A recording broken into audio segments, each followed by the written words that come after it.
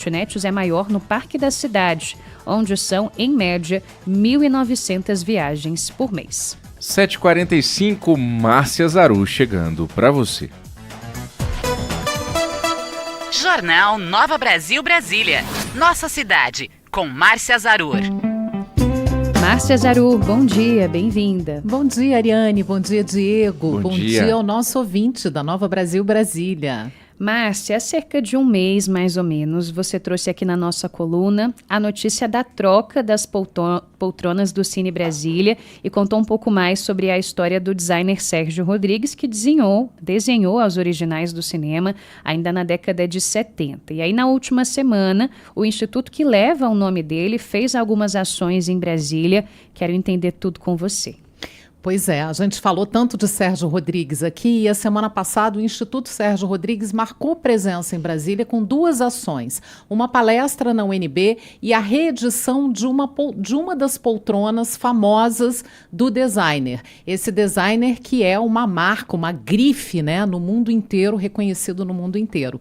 E eu conversei com o Fernando Mendes, que é presidente do Instituto Sérgio Rodrigues. Ele falou um pouquinho por que eles vieram para Brasília nessa última semana. Sérgio Rodrigues tem uma ligação bastante forte com Brasília. Ele desenhou uma quantidade imensa de mobiliário para os palácios, para as repartições, enfim. E inclusive para a UNB. O Sérgio acompanhou a construção do UNB de mão dada com o Darcy Ribeiro, idealizando esse campus incrível. E o Sérgio também desenhou uma linha bastante extensa de mobiliário para a UNB.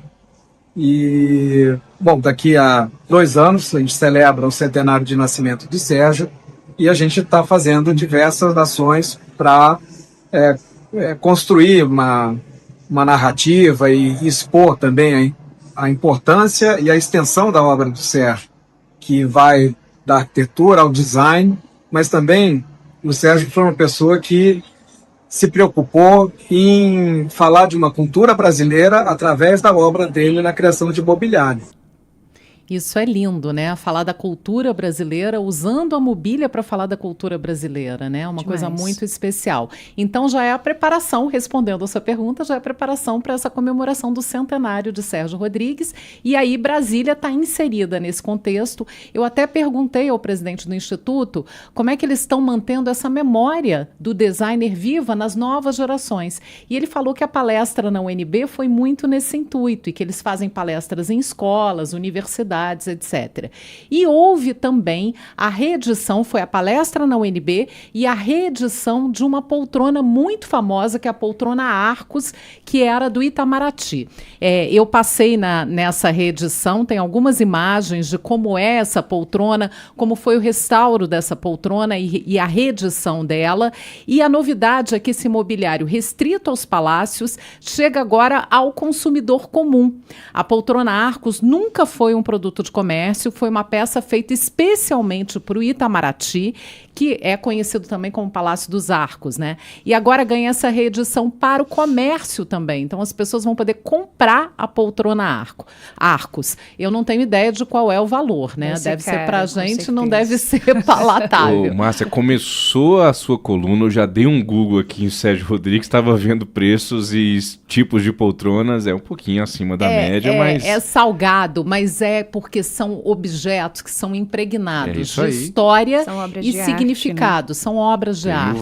O chamado valor agregado, não é isso? Exatamente, valor agregado. Então, é muito bom que a gente tenha Brasília nesse mapa dessas comemorações do Sérgio Rodrigues, que foi tão importante para revelar a nossa identidade brasileira e que ajudou também a construir Brasília.